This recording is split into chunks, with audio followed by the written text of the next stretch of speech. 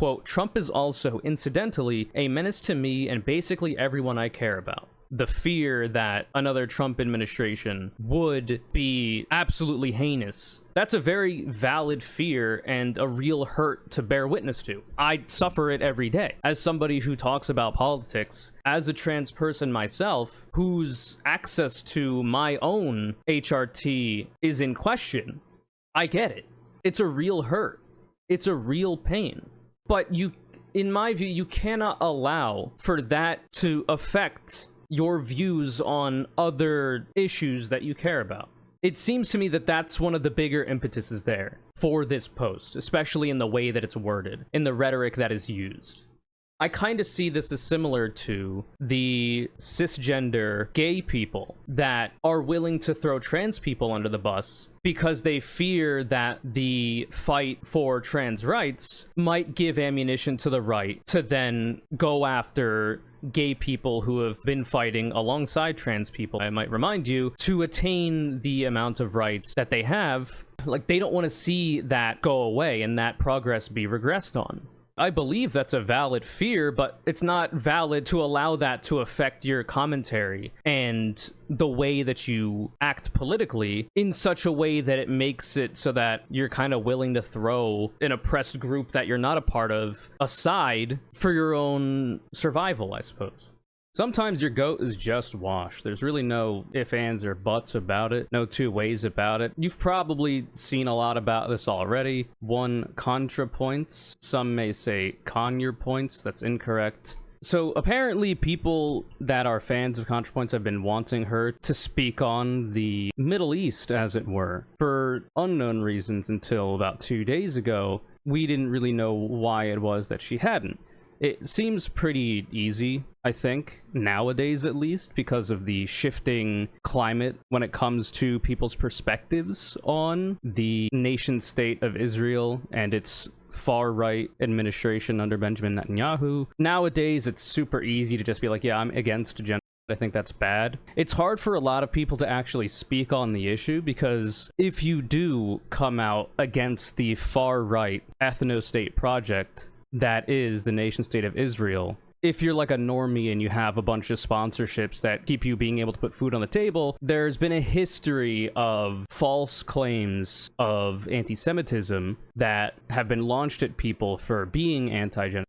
And that can, hurt people's bottom line. It can hurt their ability to feed themselves, off of their content. It's a very real issue, and there is work that is coordinated by a variety of different people. Some of them are Zionist and pro the ethno-state project. Some of them are like far-right Christian evangelicals who weaponize anti-Semitism, even though they are very much so anti-Semitic themselves. Will try to get people canceled, like real cancellation, get people fired from their jobs, etc., for being anti-genocide. There's a whole bunch of shit going on. But when it comes to ContraPoints, I don't know why she wouldn't have put out a very simple statement. I don't need her to make a video on it, though I don't think it would be the worst thing. But I don't, for someone who is as smart as she is and has put out statements that are very well thought out on a variety of different issues in the past, I'm not sure if those are similar considerations or not. There's no way for me to know. But apparently enough people in her audience have been wanting her to make a statement. We're like a year and 9 months out from the horrible atrocity of October 7th that was used as justification for the far-right state of Israel to start its more forward and obvious ethnic cleansing of the Palestinians, and now she's put out a statement. Generally speaking, I wouldn't be too upset with her taking her time to do so. I don't see why you would need so much time, but like,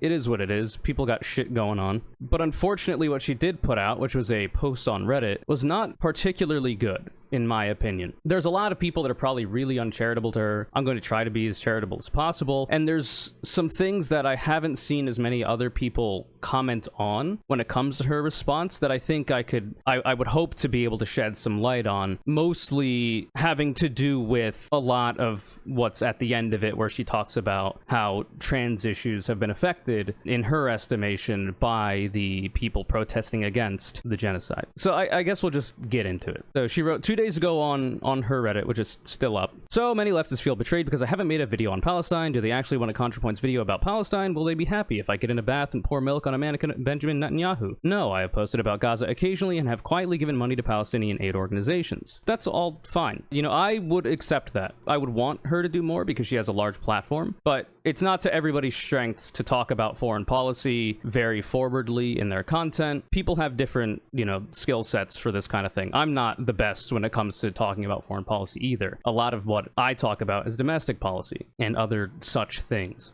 But I think what leftists really want is for me to join their chorus of anger. They sense some hesitation on my part and are judging me very harshly on my presumed opinions. I'd rather be judged on my actual opinions, so here they are. You could have done this really at any time. She says, is Israel committing genocide in Gaza? Yes. Do I oppose it? Yes. Do I feel angry about it? Yes.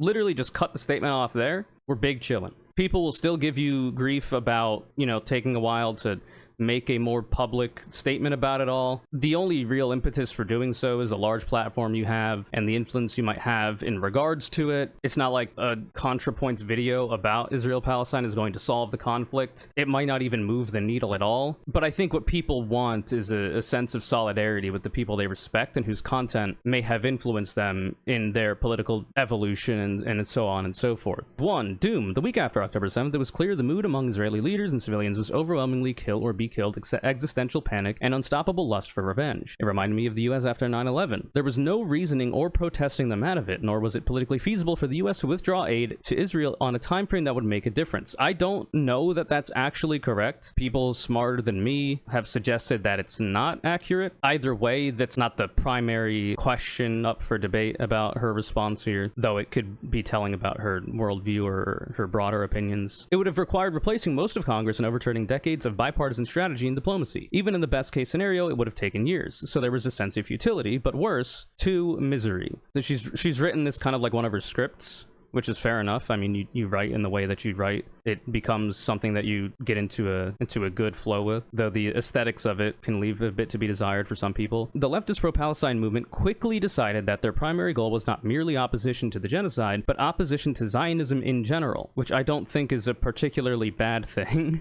But she continues, that is opposition to the existence of Israel as a Jewish state. See also an ethno-state. The people that oppose Zionism oppose a Jewish ethno-state, not because they don't think Jewish people should be allowed in, you know, said state or geographic area, but rather the Palestinians that might live in that geographic area should be allowed to have equal rights to the Israeli people there, many of whom happen to be Jewish, but not all of them are. That's the primary issue, is it's being anti-ethno-state. So I don't see why it would be a bad thing to have your primary goal being opposition to an ethno-state project, you know? And here they decided to draw the line separating decent people from genocidal fascists, which had the following consequences. 1, it shrunk the coalition. Quote-unquote Zionist is a very broad category. Most Jews are Zionists. Anyone who supports a two-state solution is a Zionist. I don't believe that this is true. I don't believe that Zionist is a very broad category. Maybe it is in terms of the way that right-wing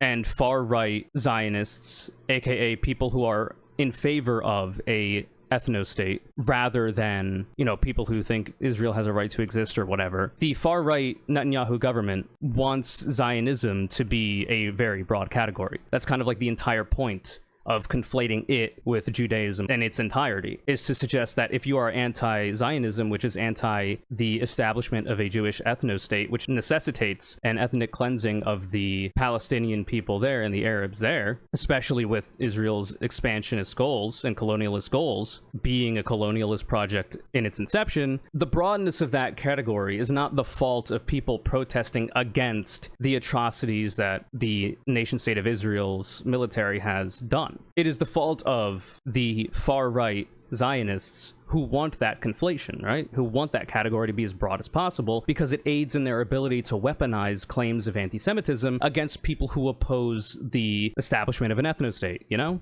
That said, anyone who supports a two-state solution is a Zionist. I don't know that that's technically true. I guess, like, if you think that, like, oh, well, Palestine should just become its own state, and then Israel, as it exists currently, should just become its own state. Like, if literally tomorrow we made it so that Palestine, its own state, has its own democratic political system, etc., is sovereign. Israel, same thing. If that was to be made the case literally tomorrow, the problem would still remain that the far-right state of Israel has expansionist colonialist goals, right? So they would still be attempting to take over Palestinian land. which is a big reason why a lot of people are not in favor of a two-state solution. It's a very idealized, hopeful idea, like, oh, can everybody just go get along? But the establishment of the nation state of Israel was a colonialist project, and the far-right forces within it have been allowed to fester and have power for so long that there's no way a Palestinian state could exist next to it and not be subject to the same things that it's currently subject to. So in that way, I guess if you support a two-state solution, you're in the periphery of Zionism. But I think a lot of people who claim to support a two-state solution are thinking of it in that idealized form, even though in practice it doesn't seem like it would work out that well. A one-state solution where Israelis and Palestinians have equal rights and there's no, negative cultural backlash in either direction would be great as well, but a lot of it is very idealized, and geopolitics just doesn't work that cleanly, But I think a lot of people that support that, a lot of normies that would support it, would not support the establishment of a Jewish ethno-state or support the actions of the far-right government in Israel against Palestinians. 2, it was politically infeasible. What is the pathway that takes us from the present situation to the dissolution of Israel as a Jewish state? I don't see how this could happen without either a total internal collapse of Israeli society or else, nuclear war. As usual, leftists have championed a doomed cause. Like, you're a writer. You gotta know that if you use rhetoric in a certain way, especially in an effort post that is aesthetically as effort post as this, the cynicism is dripping off of this. And the seeming, discontent is dripping off of this in such a way that, it seems like you're positioning yourself as an enemy to leftism broadly, at least on this specific regard. I don't understand the argument. What are leftists supposed to do? Try to find a compromise with the genocide? It doesn't make sense. And why focus on the actions of people that are protesting against the atrocity instead of using more of your time and platform arguing against the people in power that are aiding and abetting the atrocity?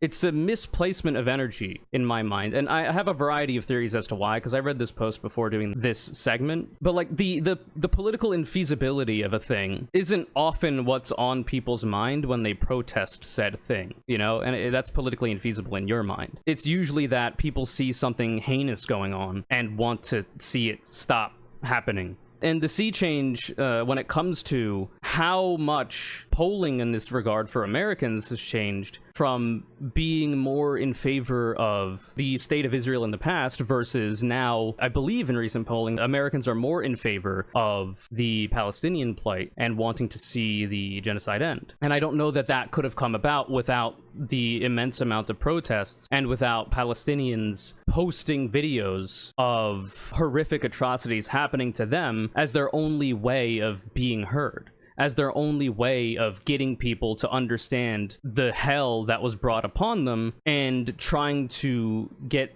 whatever nation those people viewing that to try to pressure the state of Israel to stop it. It's the only way that they have a voice, because their voice is systematically shut off by the state of Israel, who its current far-right administration seeks to cleanse the ethnicity of Palestinian from the area. It doesn't I feel like her energy is so misplaced and so targeted toward people protesting rather than the people that have actual power that it's causing her to, if it's not her actual views, really put her foot in her own mouth.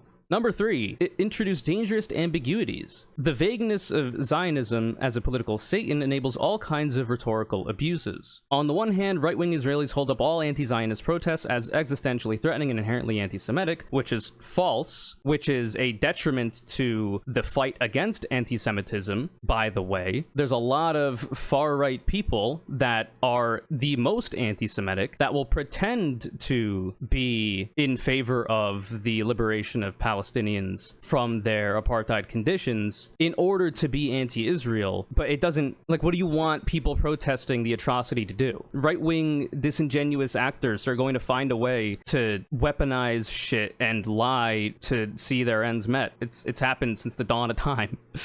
You could argue that maybe better strategy could have been implemented, or, knowing this information, different rhetorical means could have been adopted or whatever, but It's their large organic protests without central organization. I don't know what you want from people. On the other hand, there is a long history of anti-Semites using the term Zionists in deliberately equivocal ways, ZOG, etc. Anti-Semites are happy for the opportunity to misappropriate the now popular anti-Zionist label to legitimize their agenda, and many people are not informed enough about anti-Semitism to recognize when this is happening. These problems are mutually reinforcing.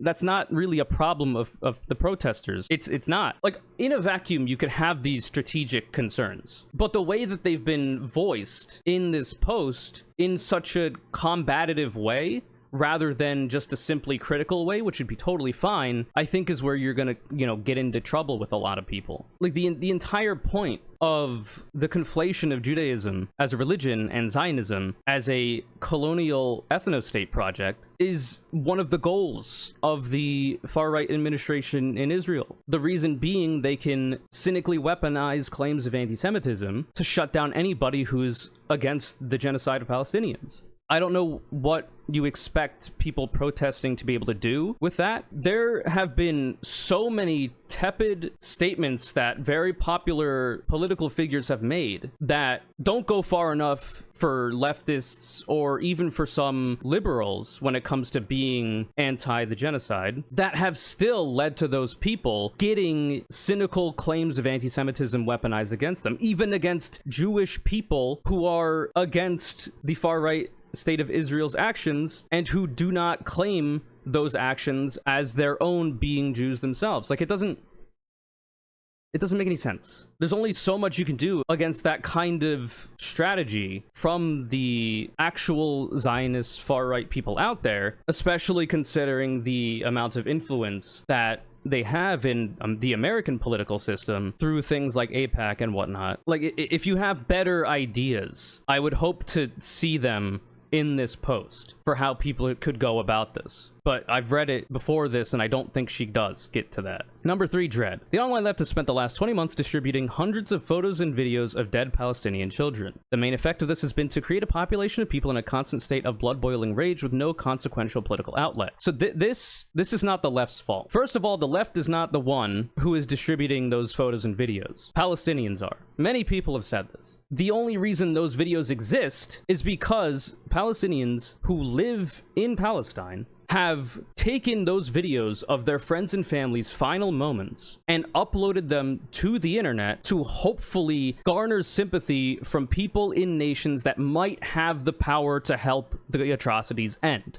The left signal boosting those who don't happen to be in Palestine or be Palestinian. Like, I don't even know how this is a thing that you could bring up as like a potential issue. I don't believe she thinks that it's an issue on its own, but rather that in her view, the main effect of it has led to a constant state of blood-boiling rage with no consequential political outlet. But, like, why is there no consequential political outlet? It's because of the people in power in the United States of America and the world over standing in the way of getting Israel to stop trying to ethnically cleanse Palestinians. It's very simple. The reason why, by your own estimation, the people who are against the atrocities have no consequential political outlet is because the people in power whom you have not criticized enough in this post are standing in the way of it as well, by and large. That's where your energy should be focused. That's where your energy should be aimed at.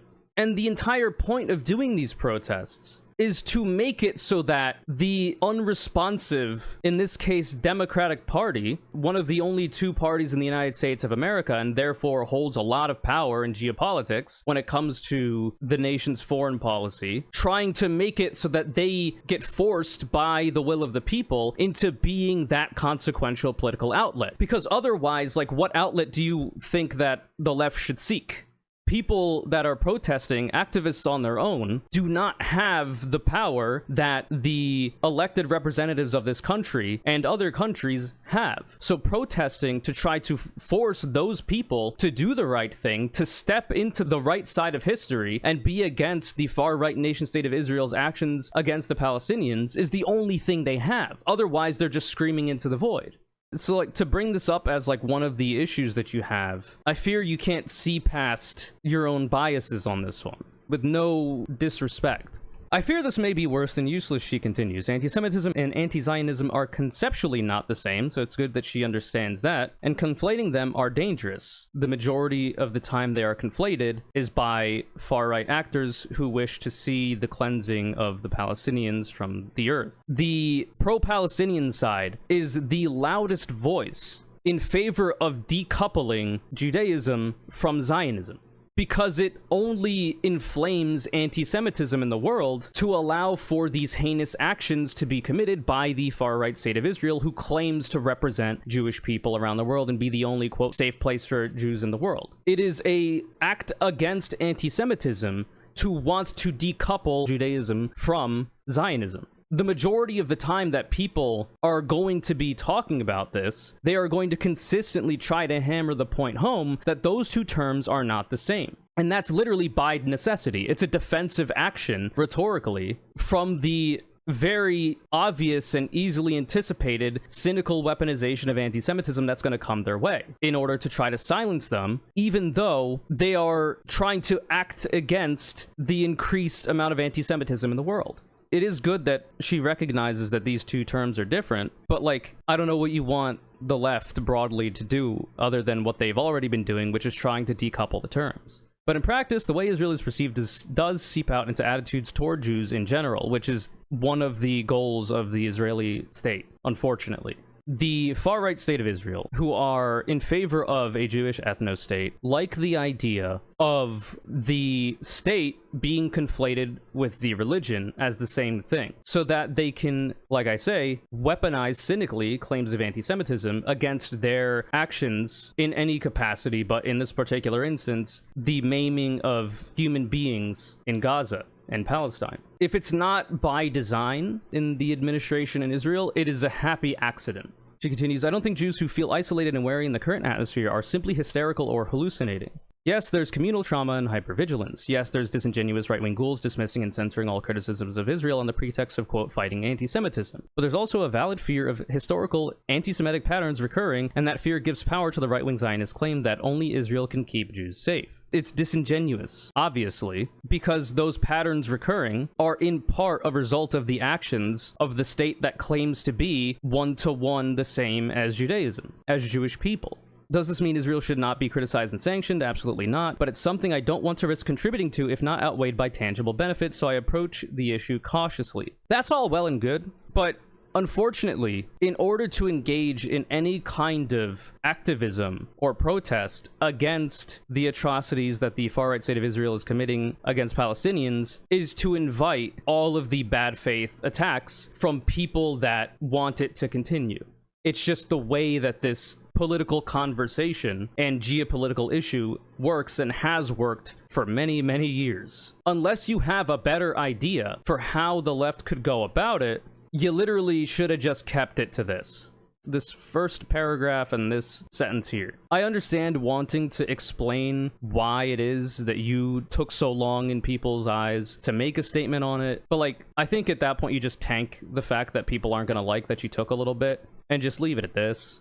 Because to continue speaking kind of reveals a lot about how you interpret these concepts and this issue that allow people to delve a little bit more into a variety of things that you're going to have to contend with online now, obviously, as we see from everybody talking about this post. And I think there's a lot of people that will, you know, want to shit on ContraPoints because she's popular and they don't like her and yada yada yada, and this is a good way to do it. But for people like myself, and I would hope the majority of left-wing people that are commenting negatively about the content of this post, it's because we respect her. We respect the work that she's put in the past in a variety of videos that have been very good and have been instrumental in many ways in the proliferation of a lot of different viewpoints in the online political scene that are liberal or left-leaning, as well as, you know, the exposure to the trans existence that she's very artfully given that allow people that don't have any experience with transness in general to learn about it. It's that respect that is going to provoke a lot of people to be critical of this post. And it's that respect that's going to desire from you a statement on the issue, ideally earlier than a year and 9 or 10 months out. Your job is to be a public figure, whether you like it or not. Because of the success that you have had, and you don't need me to tell you this, and you're probably not even going to hear it, but because of the success that a public figure will have, the larger your audience gets, which is one of the metrics of success, the more influence you're going to have, and the more responsibility you're then going to have to shoulder. This is something that you just have to understand. And when it comes to issues such as Israel-Palestine, where the waters have been muddied so much, I can understand being hesitant in giving a response to it, in staking a claim on your position. But this initial set of statements agreeing that the far-right state of Israel is committing a genocide in Gaza, that she does oppose it, and that she's angry about it, that's really all that needs to be said. And then any fallout from that, from disingenuous pro-ethno-state actors from there, is just something that you and any other public figure who is on the right side of history and in opposition to these atrocities, no matter who's doing them, are going to have to contend with. So either you stay silent on the issue, or you make a statement that reflects your views, and maybe even in such a way that you're not particularly, happy with rhetorically. If you want to avoid a lot of bullshit, if it's not a topic that you want to talk about. Because foreign policy, like I say, and commentary on it is not for everyone. Certainly not for me, but I wade into it in many ways throughout the content that I have as a nobody who gives a fuck who megalol content creator, public figure, because I feel strongly about wanting to see change about it. And if I can change anybody's mind that may have come into contact with my content in that way, that's a job well done for me. It's like, I want people to understand that for me personally, I'm approaching this with a lot of, I would like to think, fairness, and more with a critical eye rather than just wanting to bash somebody for saying some shit. In the broader issue that I want to talk about, I believe we're about to get into. So number 4, bitterness. Much of the online left spent all of 2024 single-mindedly focused on Palestine and the complicity of Democratic politicians in sending aid to Israel. That really isn't that bad of a thing, I don't think. Especially with how views have shifted. The fact that the tide has changed and people want to see a stop to the genocide in America, polling has suggested broadly, a lot of that is to do with the people protesting and making a lot of noise about it and trying to influence the democratically elected representatives that are supposed to enact the will of the people, actually enact the will of the people and cease aid to Israel so that they have a harder time trying to wipe Palestinian existence off the face of the earth. Because it's all that can really be done. Outside of cash donations from people, I guess. And not everybody has the capital to do that. Or having the time to organize with groups that try to provide aid in other ways. Like, it's really not a whole lot people can do. To reiterate, much of the online left spent all of 2024 single-mindedly focused on Palestine and the complicity of Democratic politicians in sending aid to Israel. She says this campaign had the following effects. 1, and this is probably the most gross part of this entire post. She says, 1, quote, 0 Palestinian lives were saved and not one fewer bomb or bullet was fired by the IDF. And what the fuck is the point? If all we can do as people not in Palestine, not in Israel, if all we can do is try to use our voices to try to move our elected representatives to actually represent us and use their power that we gave them to stop the atrocities from occurring, what are we meant to do? What is your better option? What is your better strategy that you propose? I'd love to hear about it. But like, this is, it's just, it for me, in my interpretation, it drips with so much malice. It's very gross, and it's a weaponization, in my view, of the Palestinian people that have perished because of the far-right state of Israel's ongoing genocide of them. It's disgusting.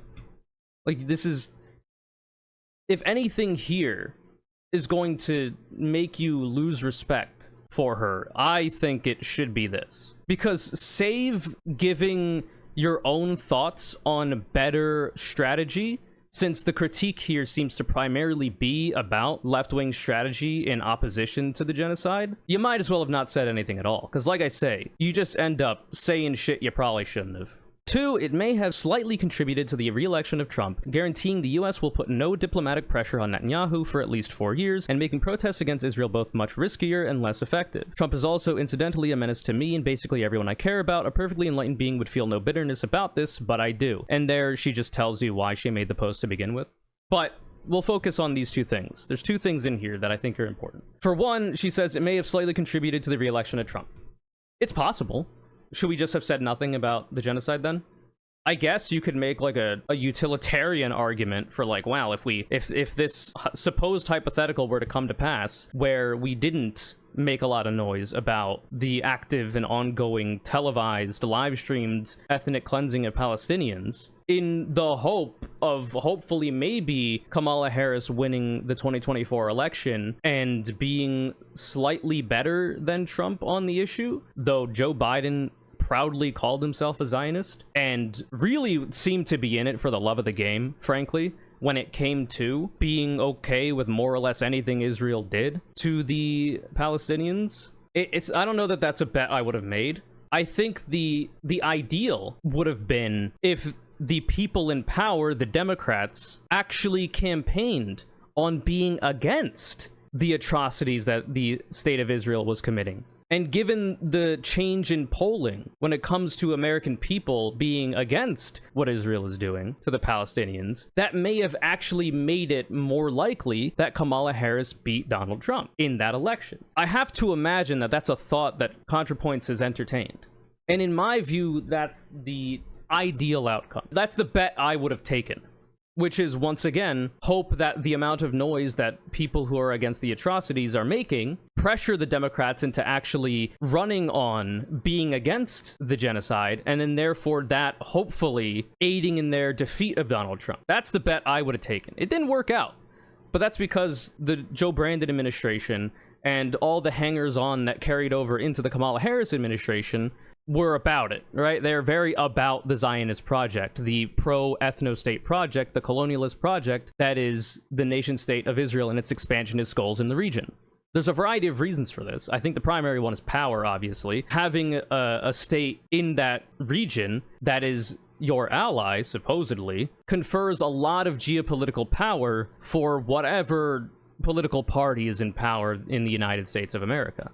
To me, that's likely the reason why a lot of people that have power would support it. Maybe that's like wishful thinking on my part, that it isn't a kind of Islamophobic, bigoted, want to see harm done to the Muslim population, the Arab population, even the Palestinian Jewish population, like the most far-right pro-ethno-state people would. My hope is that that's not the case, and it's just like, oh, well, there's a lot of geopolitical power here, and there's also a lot of political pressure that could backfire on me for being against the atrocities. In my view, I just think the better bet for the left was maybe Democrats, like, even let a fucking Palestinian lawmaker speak at the DNC, for Christ's sake, man. They even stood in the way of Palestinians speaking at the DNC. Like, they brought on the family members of the hostages that were taken during October 7th in that heinous terroristic tragedy, and even those people were more in favor of a cessation of the far-right state of Israel's actions against the Palestinians than the fucking Democratic Party was. There's so many hypotheticals up in the air, and given the change in polling, it seems likely to me that the safer bet was be against the genocide as the Democratic Party, and have that and the immense amount of on-the-ground energy that specific issue had carry over into votes for the Democrats in order to aid in their victory against Donald Trump and be slightly less bad, which is still better than nothing. As far as I'm aware, a lot of the people in Palestine who have suffered under these atrocities and under the apartheid state preferred that Kamala Harris won over Donald Trump, for obvious reasons. Like, you can have your gripes about so-called harm reduction when it comes to electoralism in the United States of America, but like when your people are actively being bombed and maimed and you have close to zero recourse, you're gonna want even the most minimal possible, obviously the maximum possible, but like even any small percentage of harm to be reduced in that regard. I think that's totally understandable. It's not to say all Palestinians would believe that, but it's my understanding that very many of them who have been asked about it preferred that Harris would win. But I think secondarily, and this is the thing that It's somewhat difficult to talk about, but I think it's very important. The second part that she mentions here in section 4, subsection 2, is, quote, Trump is also, incidentally, a menace to me and basically everyone I care about. That's a broad, amount of people, I'm sure, that she cares about that are affected. You have black and brown people, poor people, people with disability, the elderly, gay people, and so on and so forth. But obviously, whether, it was her intent or not, she is known as, in our current political system, a trans person first and foremost, because it's such a politicized, by the enemies of trans existence, categorization of person. That's the first thing most people are going to think about. And I assume that the queer aspect there is one of the major parts of those feelings that she has, which in my view are completely valid. By the way, the fear that another Trump administration would be absolutely heinous in its violence against trans and queer people, the stripping away of their medical care, access to the medical care, their ability to exist comfortably in public, etc., etc. That's a very valid fear and a real hurt to bear witness to. I suffer it every day as somebody who talks about politics very frequently and consumes a lot of it as a trans person myself, whose access to my own HRT is in question. I get it. It's a real hurt. It's a real pain. But in my view, you cannot allow for that to affect your views on other issues that you care about. And I think this is just speculation, obviously. I have no way to know. It seems to me that the motivations for making this post, the ones that she hasn't explicitly laid out, are A, not wanting to get shit from her audience about not having given a statement, which is fair enough, even though I think there are way better ways to go about that issue, and B, fear and hurt you experience as a trans and queer person at the thought and then eventual sight of the far right's actions against the existence of the group that you happen to be a part of. It seems to me that that's one of the bigger impetuses there for this post, especially in the way that it's worded, in the rhetoric that is used.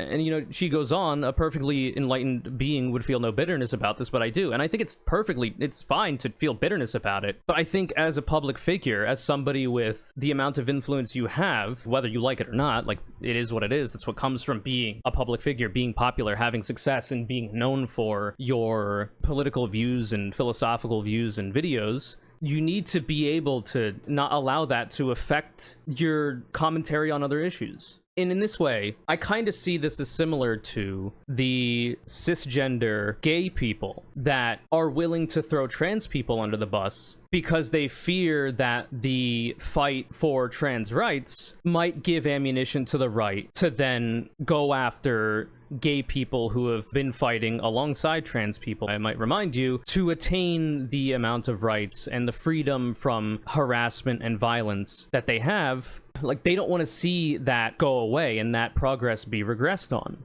I believe that's a valid fear, but it's not valid to allow that to affect your commentary and the way that you act politically in such a way that it makes it so that you're kind of willing to throw an oppressed group that you're not a part of aside for your own survival, I suppose. You need to be hardened enough as a political figure who engages in political commentary to be able to do that. And in my view, stopping the post here would have been the better way to do that.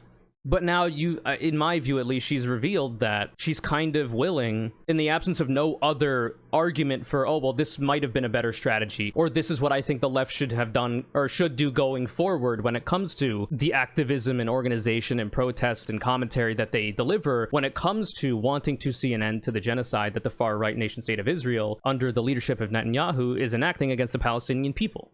In absence of those arguments, it seems to me that you're willing to allow the valid fear and hurt that you have for your own safety and the safety of people you care about. It seems like you're willing to ignore the plight of the Palestinian people, which isn't right. I have an immense amount of compassion for people that fall victim to that kind of mentality. I would be lying to say that I might not have had thoughts about, like, oh, well, if only this genocide never happened, maybe it would have been easier for Kamala Harris to win, and then, my HRT and whatnot, and the people I care about's existences, trans and queer people, black and brown people, etc., wouldn't be in the crosshairs of the Trump administration that ended up winning. But that's not the world we live in. Like, you can't, all this theory crafting doesn't really do anything in absence of that better strategy. So I don't let that thought process poison my views of other political issues. I don't allow that hurt that I feel to alter the way that I oppose a genocide. It's just, you have to be responsible enough to do that. And I think a lot of the malice, the discontent, the anger directed at primarily left-wingers in this post is emblematic of how, in my view, that's what has provoked her to make the post in the way that she had.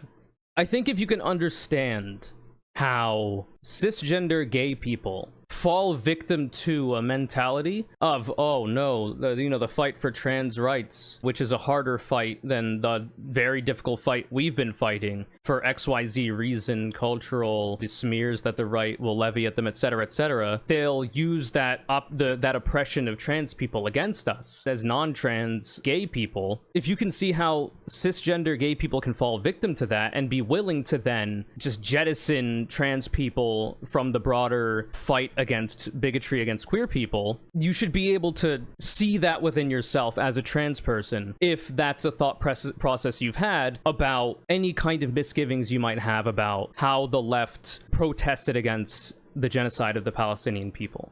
It's like, we live in hell. There is no God. If there was one, they're either powerless or actively, malicious. We gotta make the changes that we want to see. And one of the ways people are gonna do that is a lot of the things that you're talking about being a negative here. Give us better strategy then. Spend more of your time arguing for better strategy to be used, and practice what you preach when it comes to that strategy that you think might be better, to have the dual effect of fighting against the genocide and wanting to see it stopped, and also fighting against anti-transness and the actions being taken there.